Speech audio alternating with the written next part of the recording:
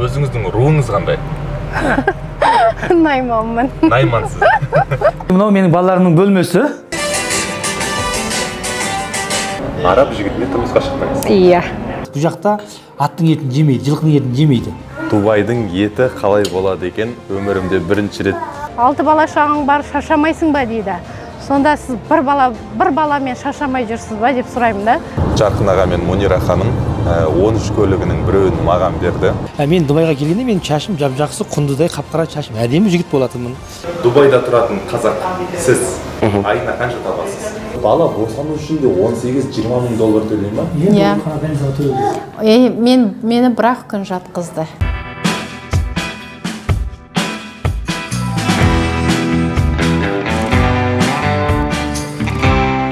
Егер Қазақстанда жемқорлық болмаса, онда біз Дубайдағы сияқты өмір сүретін едік.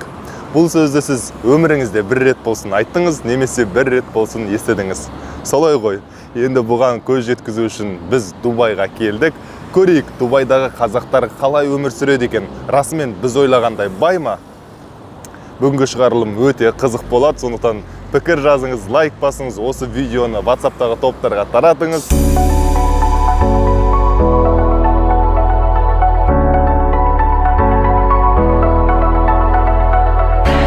Ассалаумағалейкум. Қалайсыздар? Қалдарыңыз қалай? Қош келдік. Рахмет шақырғандарыңызға үйге. Зәмзәм, Хамза екеуі егіз. 6 жас. Одан кейін Зайнап 5 жас. Одан кейін Мәдина 3 жас. Одан кейін Абдулла 1 жасқа келейін деді. Тағы бір үлкен ұлымыз бар, Абдурахман деген. 13-ке келді. Ол апамызбен бірге тұрады. Қазақшаны аздап түсінеді, бірақ көп емес. Мәдина, Мәдина балам. Но. Ой, тұр.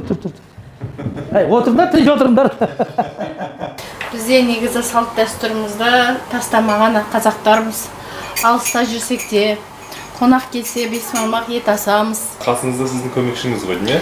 Иә, мен 2 көмекшім бар үйде. Негізі балаларым өте жас.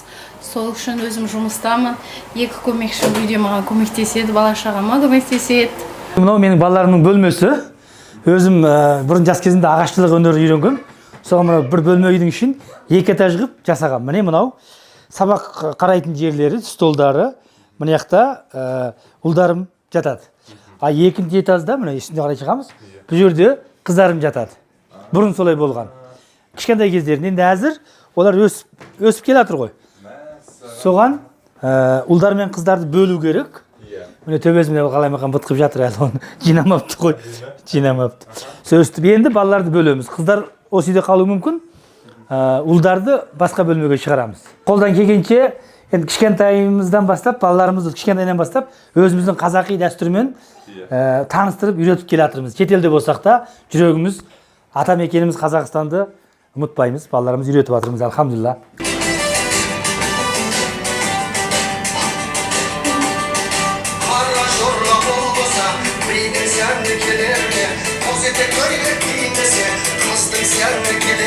Бұл жақта үнемі жаз болады. Соған соғым деген андай бір ұғым жоқ бұларда. Бірақ өзіміз ет жегіміз келсе, қой сойып арасында жейміз. Бұл жақта аттың етін жемейді, жылқының етін жемейді. Базарда да сатылмайды. Сол себепті біз оны сағынғандықтан алдырып жейміз өзімізге арасында. Бірақ көп жей алмаймыз. Неге? Бұл жақ өте ыстық. Жылқының еті де ыстық қой. Ауыр болып кетеді де бізге. Ең кенжетайыма 20 мың доллар кетті, одан бұрынғысына 18 мың доллар кетті. 18 мыңнан 20 мың долларға дейін болады. Сонда бала босану үшін де 18-20 мың доллар төлей ма? Иә. Мені бір-ақ күн жатқызды. Шіркінай, Қазақстанда 15 күн жатуға болады ғой. Арасында қалжыңдап айтып қояды, босанасың деп тағы да. Банкрот болатын шығармын дедім. Балалардың киім-кешек, ұсақ түйек жейтін, сосын нянканікі, менің ана тревелдағы жұмысқа емес, өзіміз ғана қолданатын 2 машина, осы отбасымызға қолданатын 2 машинаның бензині, сондай зат, күнделікті сүт, сондай шығымдар, әдеттегі шығымдар. соны бәрін есептегенде ешқандай артық ақша жұмсамағанның өзінде 25 000 дирхамдай кетеді. 25 000 дирхам 3 миллионнан аса, иә? 3 миллион 100 мың. 3 миллион 100 мың. Иә, 3 миллион 100 мың. 3 миллион 100 мың теңге жай ғана шығын. Жай ғана шығын. Ештеңе есептемеген. Иә, оқуды есептегенде. Оқуның ақшасы жылына 10 мың доллар кетеді бір балаға. 9 айлық оқуға.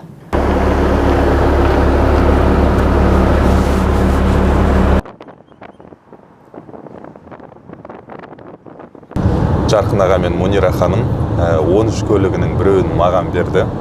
Шопырын қосып берді, қалаған жеріңе жетіп ал деп. Расымен бұл маған үлкен қолдау болды, өйткені Дубайда такси өте қымбат екен. Бір жерден бір жерге жету үшін 13-15 мың теңге төлейсің де. Алғашқы күні біз таксиге $200 жұмсадық. Соны ойлап қоямын, саған бүйте берсек өмір сүре алмай қаламыз ғой деп.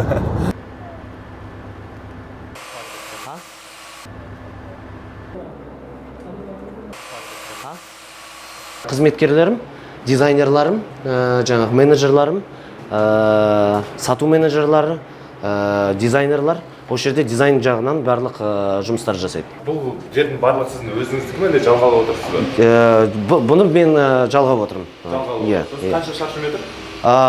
Бұл жерде 300 квадрат метр. Қанша төлейсіз айына? $50 000 жылына төлейміз. Біз кеше жаңа аппарат сатып алдық, қазір установкасы болып жатыр. Бұл жаңағы ақпен печатать ететін аппарат. Бұл жаңағы Epson аппараты 10 цветпен баспа жасайды. Мына бір компанияның логотипі осында келді. Бұл жаңағы акрил деген шыны сияқты, бірақ пластиктан жасалған. Осы аппарат әр дизайнды әр материалға көшіре алады. Кез келген осы мекемеге кірсең, осы кісілердің суреттері. Бұл кісілердің суретін орналастыру талап па? Жоқ, талап емес. Бұл жаңағы біз өзіміз реклама жайында салғанбыз ғой. Бұл біз өзіміздің баспа өндірісін қандай формада көрсетуге болатын сол жайында салғанбыз. Бірақ бұл талап емес. Ризасыз ба негізі? Иә, өте ризамыз. Мемлекет керемет. Өте кішкентай налогтар түсірген. Жаңағы НДС-ті соңғы жыл ғана салды. Жаңағы налог на валовую прибыль осы жыл бірінші жыл төлейміз. Пайыздар біздің пайызға қарағанда өте төмен. Мысалы НДС бізде 12% болса, мұнда 5-ақ%. Дубайда тұратын қазақ, сіз айына қанша табасыз? Айына біз партнерларымыз бірге болғанда, мысалы 100-200 мыңдай шығады. Дирхам. Өзіңіздің руыңыз қандай? Найманмын. Наймансыз. Неге күлдіңіз? Комменттар кетеді ғой қазір. Негізі наймандар оқыған, пысық болады, бірақ бәрі бірде бір күлетін жері бар. Бәрі күледі. Егерде жолдасым айтқан болса, тіпті күлуші еді. Қалай өмір сүріп жатырсың наймандармен деп. Негізі жақсымыз. Просто пысықпыз болды. Мен Дубайға келгенде менің шашым жап-жақсы, құндыздай қап-қара шашым, әдемі жігіт болатынмын. Дубайға келіп 2 жылдан кейін менің шашым түсе бастады, азая бастады. Соң бұның түрлі себебін жасадым, майларын, дәрілерін істеттім, бірақ ешқайсысы маған көмектескен жоқ. Кейін келе осылай болды, міне түсіп жоқ болып кетті. Неге дегенде, бұның себебін қозастырсам, бұл Дубайда бірінші ыстық, екінші жаңа істеткен суымыз, моншадағы су болсын, бұл не дегенде, бұл теңізден жаңа тұзды суды тазалаған су екен. Бірақ қалай болса да, ода тұз құрамы қалады ғой. Сол себепті ол шашқа зиян болады екен да. Соған Дубайда көп адамда шаш болмайды, шаш жоқ. Қанша көлігім бар дедіңіз? 14 көлігім бар дедіңіз бе? 13 көлік, 14-ші аласы бұйырса.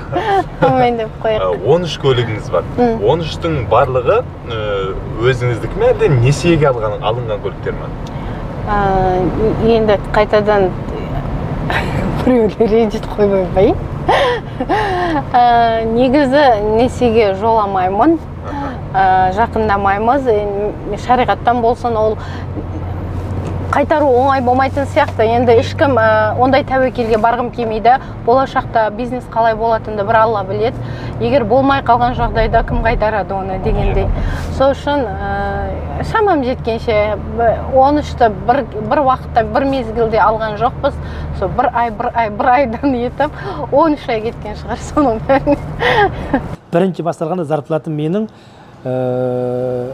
$350 болды. $350 Дубайда. Ешкім сенбейді. Мен ол кезде Қытайда да алатын зарплатым $500,000 жақын айлық алатынмын Қытайда. Бірақ Дубай дегеннен кейін мен бірінші Дубайды білу үшін, салт санасын түсіну үшін, көзім кішкене бір көп нәрсені білейін деген жағдаймен айлыққа мән бергем жоқ. Тек Дубайға барсам, сол жақтан білмегенді үйреніп, дамытам деген оймен келдім. Сол себепті мен айлыққа мән бермедім. Кеп осы жерде $350 басталған айлығым $8,000 дейін болды. 10 жыл байланысында білім таптық, білмегенді үйрендік, тілімізден шықты. Сонымен өз алдымызға бір осындай лағманхана ашу ойға келдік. Әр Алланың беруімен клиенттерімізде көбейген, достарымыз көбейген себеппен өстіп өз алдымызға лағманхана біріншісін аштық. Біріншісін ашып, Аллаға шүкір, 2 жылдан кейін екіншісін аштық. Міне әзір, алхамдулилла, 2 лағманханамыз бар. Енді тағы жоспарымыз бар, Алла берсе, 3-сінде ашамыз ба деген ойымыз бар, иншалла. Тағы біреулер айтады, мен достарым, 6 бала шағың бар, шаршамайсың ба дейді. Сонда сіз бір баламен шаршамай жүрсіз ба деп сұраймын да.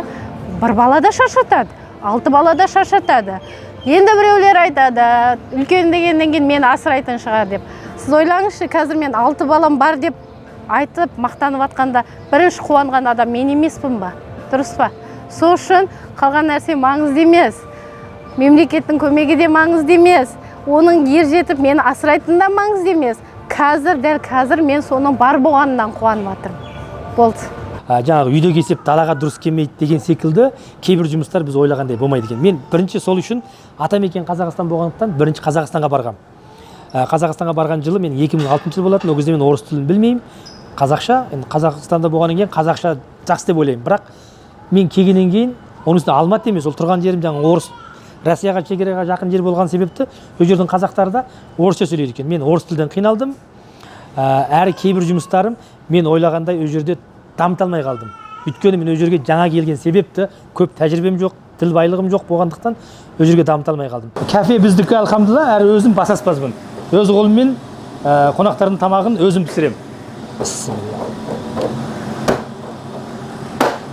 Қол астымызда әзір бізде екі кафеміз бар, 2 точка. Екеуінде 35 адам бар.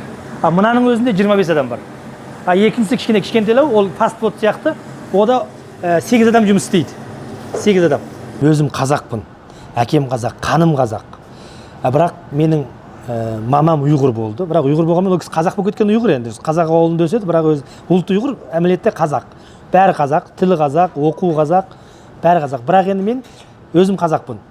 Үйренген кәсібі мен Үрімжіге келіп үйрендім. Мен ауылда туып өстім, бірақ Үрімжіге келіп біздің ауылдан ол жер 1000 километр шалғайда, енді Үрімжі қала, үлкен қала.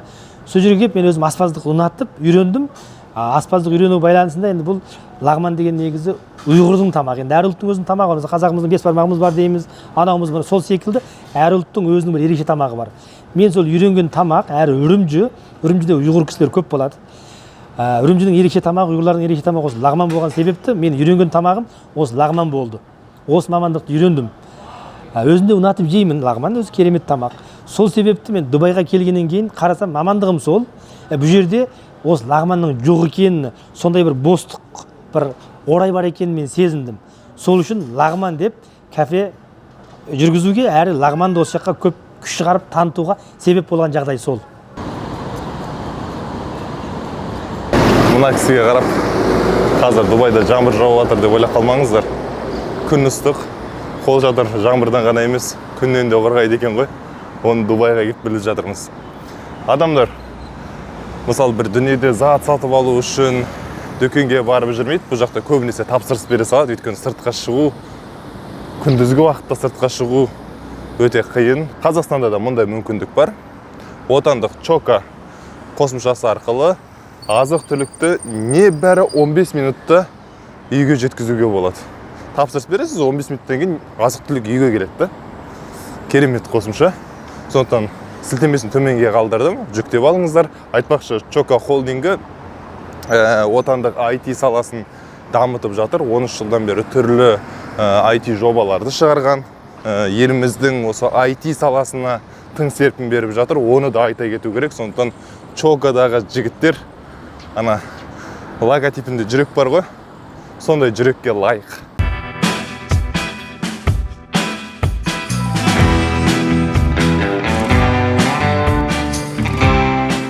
Араб жігітіне тұрмысқа шықтыңыз. Иә.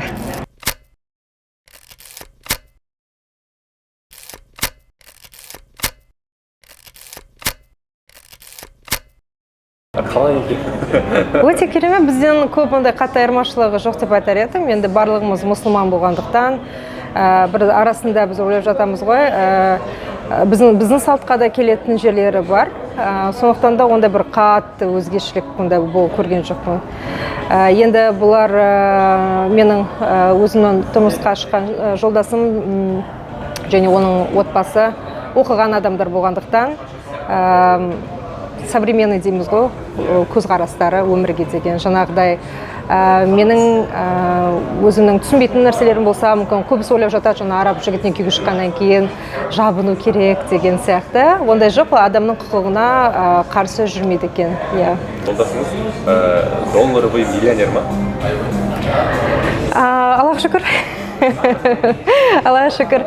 Астымызда бізде бір бизнес емес, жаңағы бізде қазақта қалай айтады, екі кеменің басын ұстаған суға кетеді дейді, біздің қазақтың идеологиясында. Бірақ та бұл жақта егер де оған күшің жетіп тұрса, қайратың жетіп тұрса, бірнеше бизнестарды жүйелендіріп алып, астында бірнеше бизнестің болғанын дұрыс деп санайды. Сондықтан біздің қазір астымызда парфюмерлік бизнес болса, екіншіден цех бар, өйткені олар абая тігетін, жаңағыдай әдемі қолөнермен тапочкалар тігетін деген.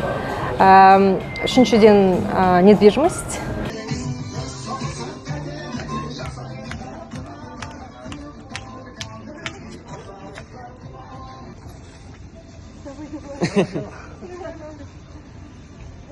Олар осы ата-анасымен, ағайындармен барлығын ата-анама келіп қолымды сұраған болатын, әкемнен рұқсатын сұраған болатын.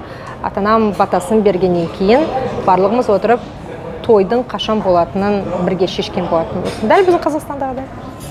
Кит кигізу деген сияқты бір-біріне, қалың мал барлығы да болған болады. Қалың малға қанша берді? Айта алмаймын оны. Мысалы, сіздің балаңыздың паспортында араб деп жазылып тұрсыз ба? Дұрыс. Ал ол кісіге мемлекет тарапынан балаңызға қандай бір жеңілдіктер актуальный сұрақ қой енді қазіргі таңда, ол деген. Мен айтар едім, жаңағы депозитына бір шама миллион ақша салып қояды дейтін. Ол енді олай емес. Бірақ та мемлекеттен туылған кезде мемлекеттен өзіміздің шейхтан хат келген болатын. Біздің Зайдтың балалары деген сияқты. Жаңа Зайд деген бұл жоқтың ең осы мемлекетті біріккен әмірлікті біріктірген шейх қой. Соның балалары деп саналады, бұлар.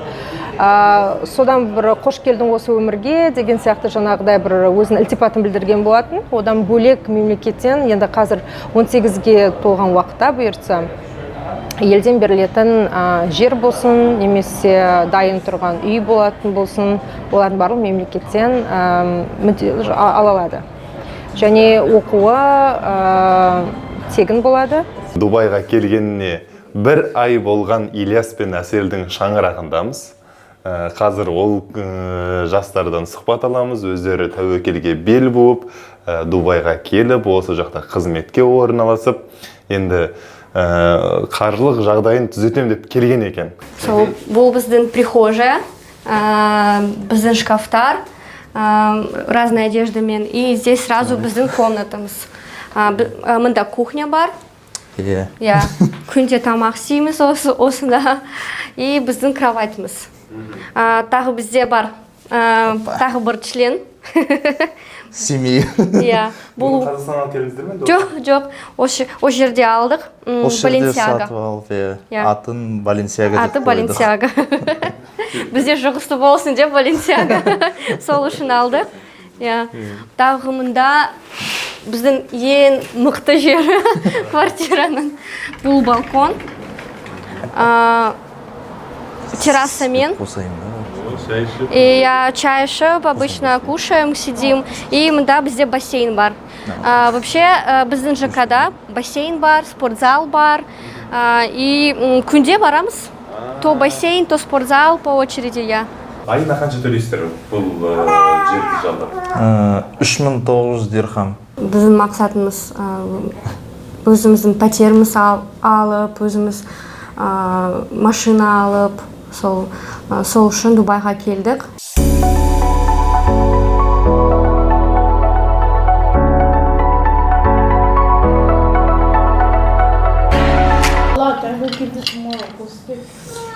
Ал Дубайдың еті қалай болады екен? Өмірімде бірінші рет Дубайдан ет асып жегелі отырмын. Жеңгемнің асып берген еті. Қазір соның дәмін көреміз.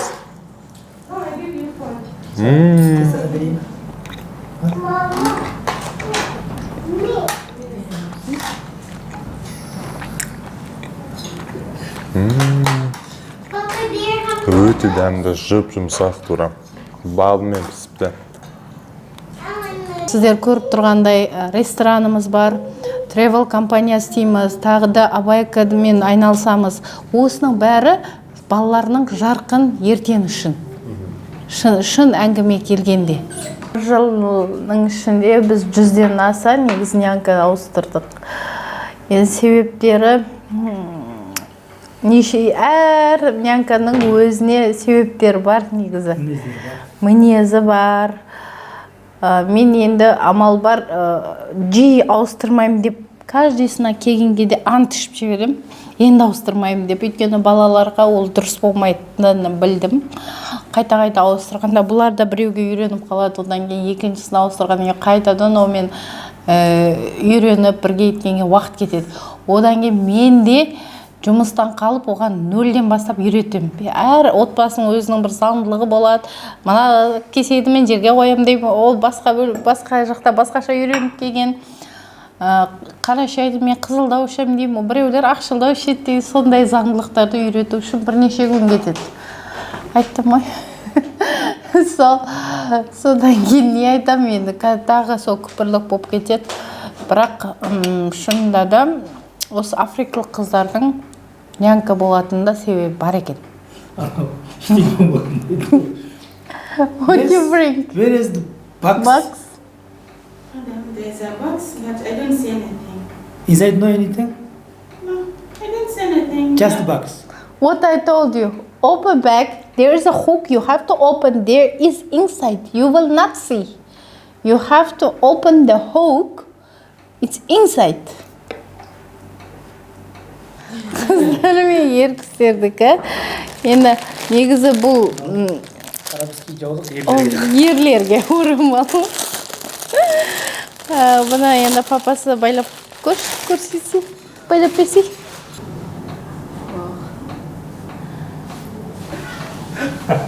Рахмет. Жарқын ағамыз бен Мунира жеңгеміздің 6 баласына осындай өсиетнама қалдырып жатыр. Бұл кісілер өте жақсы идея екен. Қазір енді осындай құрметке мен де ілініп, сол балаларға тілек жазғалы жатырмын. Достар, Дубайдағы қазақтар осылай өмір сүреді. Сіздер көрдіңіздер. Қазақ қай жерде де қазақ өзінің қазақылығын, салт дәстүрін, мәдениетін жоғалтпаған, және бізге ет асып беріп жатыр. Оның өзі қазақылықтың көрінісі. Қыздарды көрдіңіз, ұлттық киімде бізге қара жорға биін билеп берді. Достар, Жалғыз жолаушы арнасына тіркеліңіздер. Бар қазақтың басын бір YouTube арнада біріктірейік. Сау саламатта болыңыздар.